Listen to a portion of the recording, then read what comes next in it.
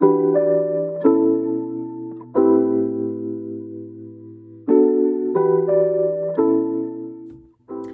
everyone, long time no see. I know it's been a while, but I just graduated college and I moved back home. I still have no job, so maybe you will see me on this channel more often, who knows. But if you're new here or if you're not, I need a refresher because it's been a while. Hi, my name is Samantha. I love makeup and beauty. And if you are into that too, I hope you consider subscribing as well as following me on all my other social media, which is linked down below. So today I'm going to do a little review of the Kaleidos Flower Punk palette. When I saw the promotional photos and swatches for this palette, I absolutely knew I had to have it. I was so just drawn to this aesthetic, to the packaging, to the color story. It's very much like a pastel grunge take on a spring palette, which I really loved. I guess I can show you the colors, duh. I mean, I'm sure you've already seen this, but I just fell so in love with this. It just seems like a very approachable take on a colorful palette. You have these kind of olivey greens, you have these kind of muted pinks, and then you have these two little Tiffany blue shades. And I just love like the layout of this palette, how it was organized into these three color stories. It seemed like a very fun and unique, yet still somewhat approachable palette if you are new to color or don't really play around with color, which is more or less where I kind of fall. I do like to have a nice variety of eyeshadows in my collection and have the option for some more colorful shadows, but more often than not I am wearing neutrals. So I thought this would be a really fun, colorful palette to own. I do have the Kaleidos Sashimi City palette and I absolutely love how that performs. I just love the Kaleidos branding. They just seem very artistic and creative and unique, so I really wanted to get my hands on this palette over here. So I guess we can just get into it. I've played with this palette twice, I've swatched it, I think I've used all the colors, so we're gonna do another look with it. Here's the palette. The top is like a magnet, which, I don't know if you can see, there are 4 magnets, one in each corner. I don't love this. I kind of feel like, why? Like, what's the point? Like, why not just be kind of a flap top? If it ain't broke, don't fix it. What's the benefit of a magnet? I don't know. This bothers me, but clearly it did not bother me enough to be deterred from purchasing my baby. So upon looking at this palette, obviously, like I said, it kind of has these 3 color schemes. We have these 3 shimmer shades, kind of one for each color scheme. I personally would have preferred a greater shimmer to matte ratio, maybe like 2 shimmers per color story, just to have like 2 different options. I love shimmery eyeshadows. This is not like an objective criticism of the palette. This is just more like personal preference. If you are more of a matte person or you don't really care that much, maybe that will not even matter to you, but my personal opinion, I would have loved a few more shimmers in here. The color schemes are a little unevenly distributed. Like there's the 4 greens, the 3 pinks, and the 2 blues. I almost wish it was like 4, 4, and 4, or 3, 3, and 3. But again, that's like personal preference. If you really love the greens and you weren't super drawn to the blues, maybe that's a pro for you, you know? Those are just like my kind of initial thoughts and critiques. I'm just like so excited. I've really been enjoying playing with this palette, to be honest. I guess one thing is that the colors are a little bit more muted in person than they looked in pictures. I think they come off as a little bit brighter than they are in person on this camera as well. I wish I could kind of show you a more accurate view of how the colors look, but again, as somebody who's a little bit more neutral, I don't mind whatsoever. Overall, I love the color scheme of this palette. It just is really inspiring. It's fun, but still a little bit approachable. Definitely something different in my collection. So we can go ahead and swatch the eyeshadows and then I'm just gonna do a look with it. So we have this first matte mint shade. It is called Mint Fever. Anyway, this is 2 swipes of Mint Fever. Then we have Aloe Co, which is the shimmery blue. Sorry, the swatches are crooked. Okay, now we have the shimmery pink, which is stained glass. It's swatching really sheer. It does look pretty sheer on the eyes too as well. I almost wish that this one packed a little bit more of a punch, but I know that the 3 shimmer formulas are different. I don't remember exactly what it is. That was Nuvo, the darker mauve. So 2 of the shimmer shades are the same formula, and one of them is different. I don't remember which is which, but I think it's supposed to be a more subtle shimmer. I personally don't love that. I like a chunkier shimmer like the ones in their 6 pans, 5 pans, but that's okay. I have used it and I've made it work. Ooh, that is a really impactful shimmer. We have Mint Fever, Aloe Cove, Stained Glass, Nouveau, Peach Soju, Chlorophyll, Golden Age, Sun Glazer, and Earthship. So yeah, as you can see, this shimmer is the most impactful. This one is the most subtle. This one is a little bit in the middle.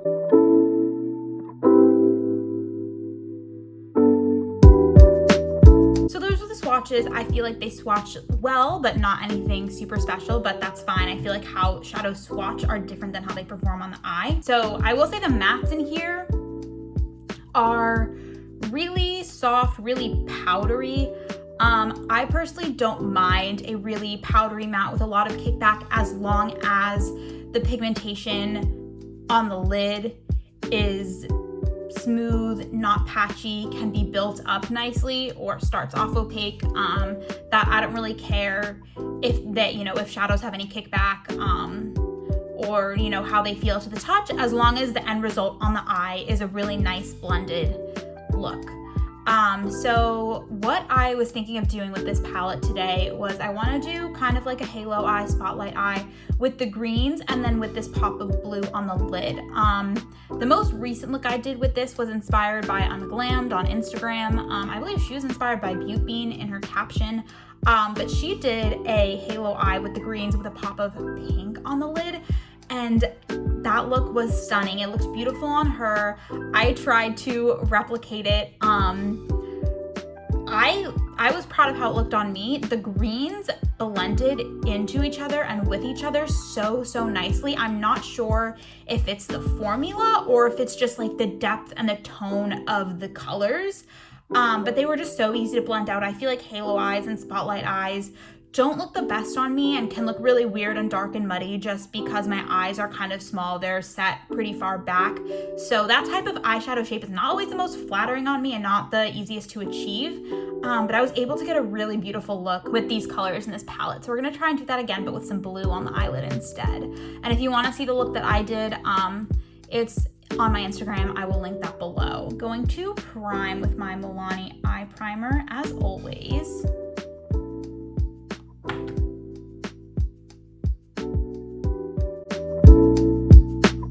So I think I'm gonna first take chlorophyll on a fluffy brush and just buff that all into the crease, literally everywhere.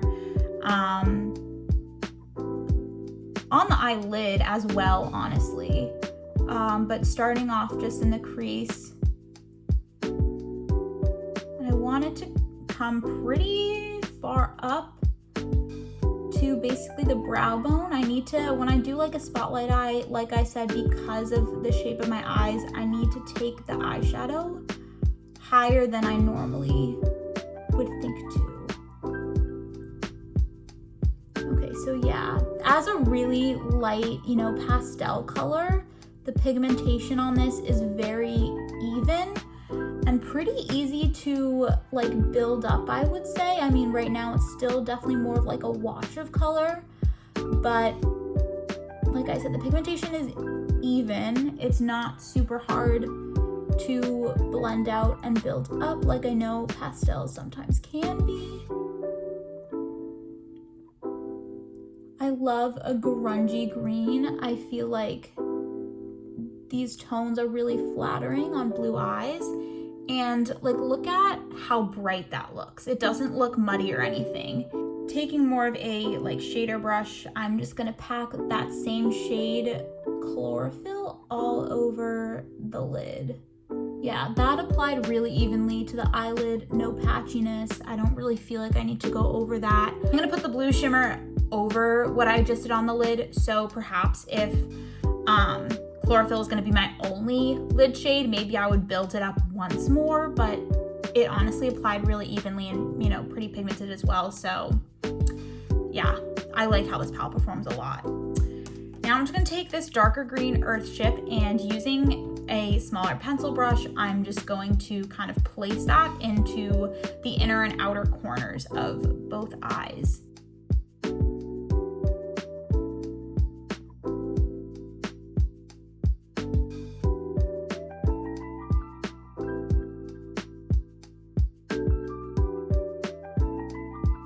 This shade I noticed when I was using it yesterday, a lot of the pigmentation blends away when you blend it out, which I feel like some people will probably not like. I personally don't mind it. I feel like technique wise, it's easier to build up subtle shadows than to blend out really pigmented shadows. And I think it makes the blending process easier. Especially if you're a beginner, I feel like if you are more of an advanced makeup user, that might bother you, but for me, I actually don't mind it.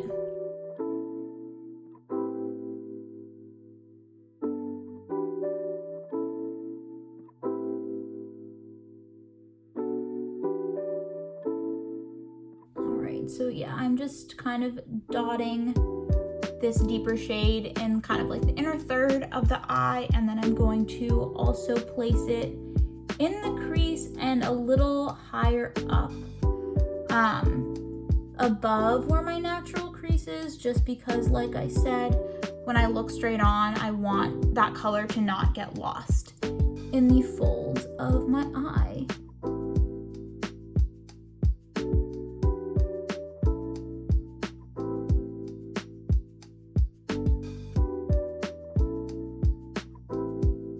Okay, so it's more or less placed where I want it. Taking a slightly smaller fluffy brush, and I'm just gonna take Golden Age and use that to help blend out the darker green.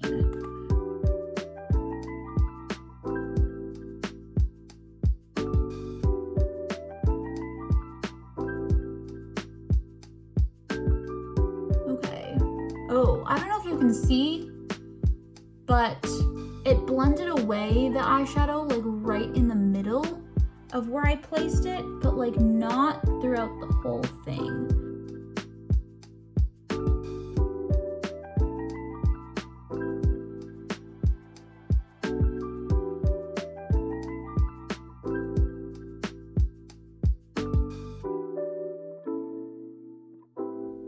Yeah, I'm just adding a little bit more of that darker green earth chip back in, because like I said, it did kind of blend out the pigmentation a little bit more than I wanted it to. But I don't mind doing this and kind of dipping back and forth. I think it's a little more of a user-friendly process, to be honest, so.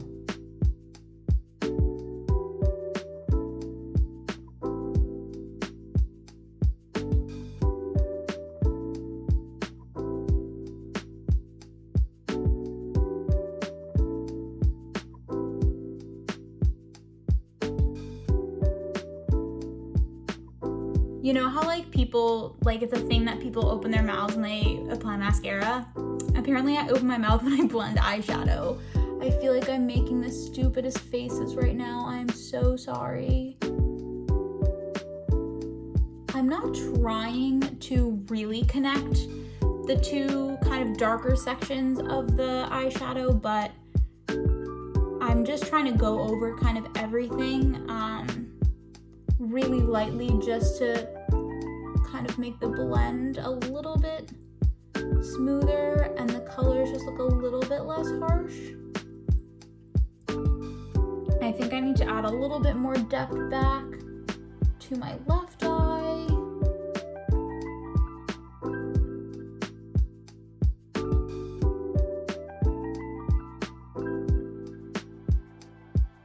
Alright, now I'm going to take my fluffy brush again and mix chlorophyll and golden age and just go over like the top of my crease.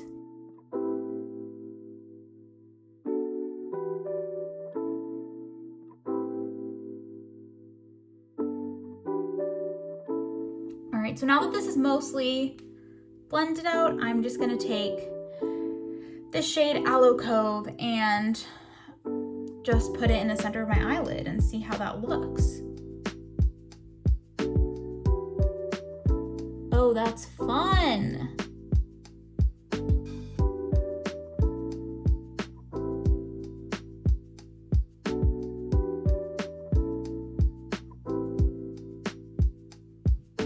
That's cute.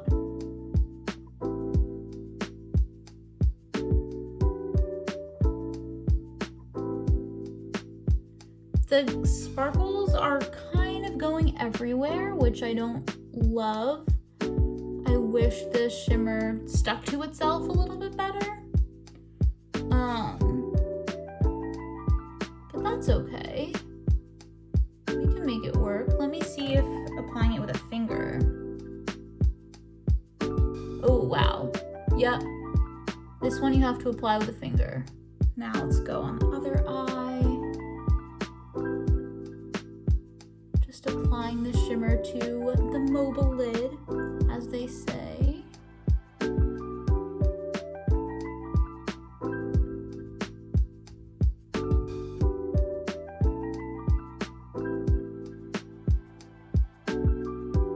Now I'm just gonna take Golden Age and just apply it on the lid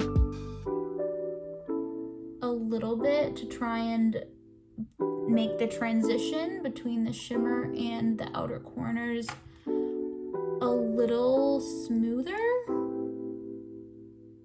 and just kind of blend everything out. Okay.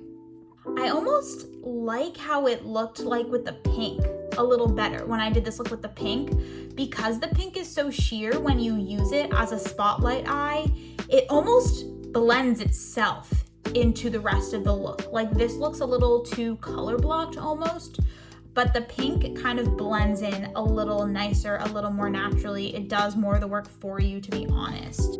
So now I'm just gonna take Chlorophyll and Earthship and drag that